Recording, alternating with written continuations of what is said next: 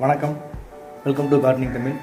இந்த வீடியோவில் என்ன பார்க்க போகிறோம் அப்படின்னா மல்ச்சிங் பற்றி பார்க்க போகிறோம். மல்ச்சிங் அப்படின்னா நிலம் மூடாக்கு, அதாவது நிலப்போர்வை அப்படின்னு சொல்லுவாங்க. இதனால் என்ன பயன் அப்படின்னா, கோடை காலங்களில் வந்து நம்ம நிறையா பேர் கஷ்டப்படுவோம். என்னதுன்னா, தோட்டங்கள் வச்சுருக்கவங்க வெளியூர்களுக்கு போகிறது வந்து பெரிய பிரச்சனையாக இருக்கும். ஏன்னா தண்ணி ஊற்றுறதுக்கு ஆள் இல்லாதனால சில செடிகள் கருகி போயிடுது. அதனால் பெரிய பிரச்சனையாக இருக்கும். அதே மாதிரி மழைக்காலங்களில் களைகளுடைய தொல்லை வந்து ரொம்ப அதிகமாக இருக்கும். இப்போது நம்ம நிலமூடாக்கு மல்ச்சிங் பண்ணுறதுனால இரண்டையுமே தடுக்கலாம். எப்படி பண்ணலாம் அப்படிங்கிறத பார்க்கலாம் வாங்க.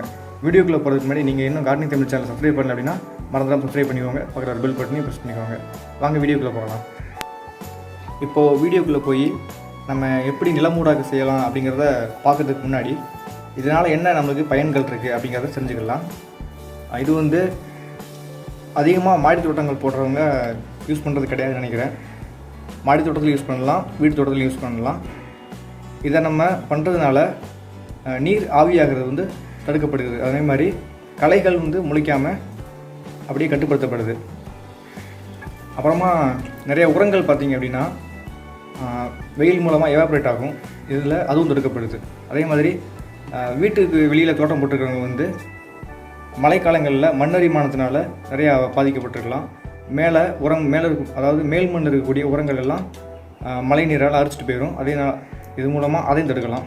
அதே மாதிரி பயிர்களை தாக்கக்கூடிய மாவு பூச்சி, அசுவினி பூச்சிகள், இது போன்ற பூச்சிகளை சாப்பிட்டு அழுகக்கூடிய நன்மை தரக்கூடிய பூச்சிகள் வந்து வாழ்கிறதுக்கு ஒரு சிறந்த இடமாகவும் இதை நம்ம பயன்படுத்திக்கலாம். இதே மாதிரி நிறையா பயன்கள் இருக்குது. இப்போ நம்ம அதை எப்படி செய்யலாம் அப்படிங்கிறத பார்க்கலாம். இப்போது நம்ம மல்ச்சிங் என்ன பொருட்களை வச்சு பண்ணலாம் அப்படிங்கிறத பார்க்கலாம். நியூஸ் பேப்பர் வச்சு பண்ணலாம், நெல் வைக்கோல் வச்சு பண்ணலாம், சோளத்தட்டைகள், அப்புறம் கற்கள் வச்சு கூட பண்ணலாம்.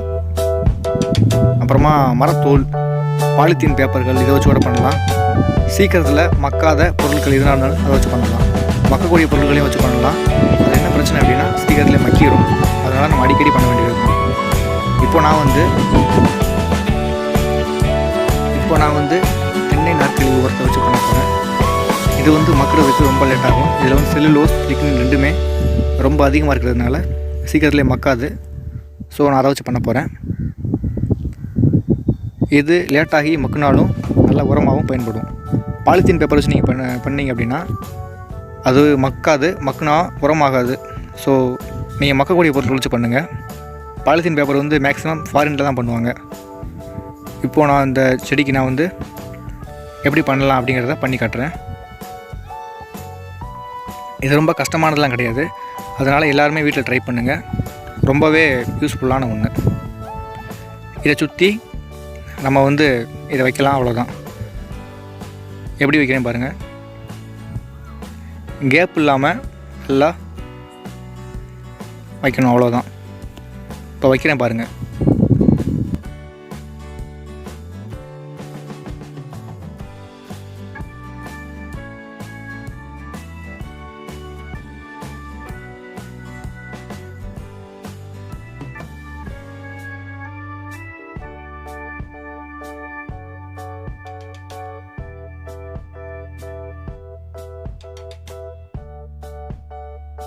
சுற்றி வச்சுட்டு நல்லா கையால் அமுக்கி விட்டுருங்க.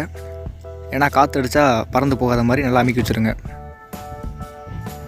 ஃபுல்லாக நல்லா அமுக்கி வச்சுருங்க. ரவுண்டாக கேப்பே இல்லாத மாதிரி வச்சு நல்லா ப்ரெஸ் பண்ணி விடுங்க. அடுத்ததாக தண்ணி ஊற்றலாம். தண்ணி ஒரு தடவை ஊற்றிட்டோம் அப்படின்னா அது வந்து மண்ணோட நல்லா செட் ஆகிக்கிடும். அப்புறமா என்ன காற்றடிச்சாலும் போகாது. இப்போ பாருங்கள், தண்ணி ஊற்றினதுக்கப்புறம் பாருங்கள் என்ன மாதிரி ஆகுதுன்னு.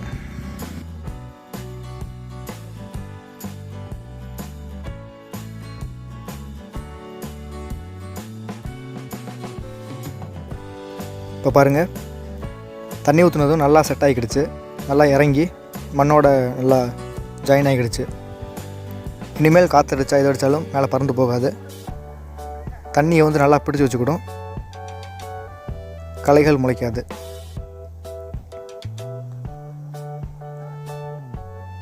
பாருங்கள், நல்லா சூப்பராக இருக்குது. இதை வந்து நம்ம எல்லா செடிகளுக்குமே பண்ணலாம்.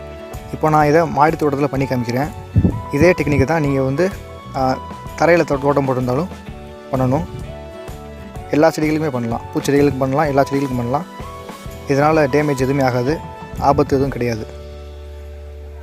இதே மாதிரி நான் மற்ற செடிகளுக்கு பண்ணியிருக்கேன் பாருங்கள்.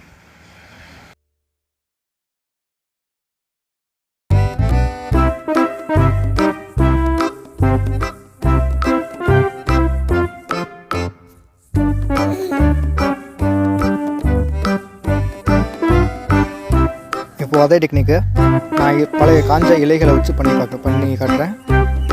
இப்போ வெறும் இலைகள் தான், வேப்ப மரத்தோடைய இலைகளை கலெக்ட் பண்ணியிருக்கேன்.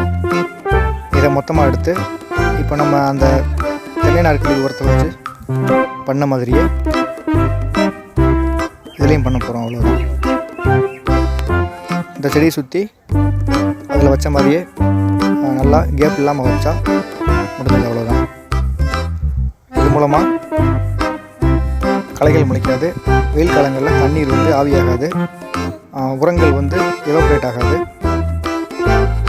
நன்மை செய்யக்கூடிய பூச்சிகள் வந்து வாழக்கூடிய ஒரு நல்ல இடமாக இருக்கும். தரையில் பண்ணிங்க அப்படின்னா மண்ணரி மரத்தை தடுக்கலாம். இது மாதிரி நிறையா நல்ல பயன்பாடு இருக்குது. எல்லோரும் கண்டிப்பாக பண்ணுங்கள். இந்த வீடியோ உங்களுக்கு பிடிச்சிருந்துச்சு அப்படின்னா லைக் பண்ணிவிட்டு, நம்ம கமெண்ட் பண்ணிவிட்டு கார்டனிங் தமிழ் சேனல் சப்ஸ்கிரைப் பண்ணிக்கோங்க. அதில் ஒரு பெல் பட்டனையும் ப்ரெஸ் பண்ணிக்கோங்க.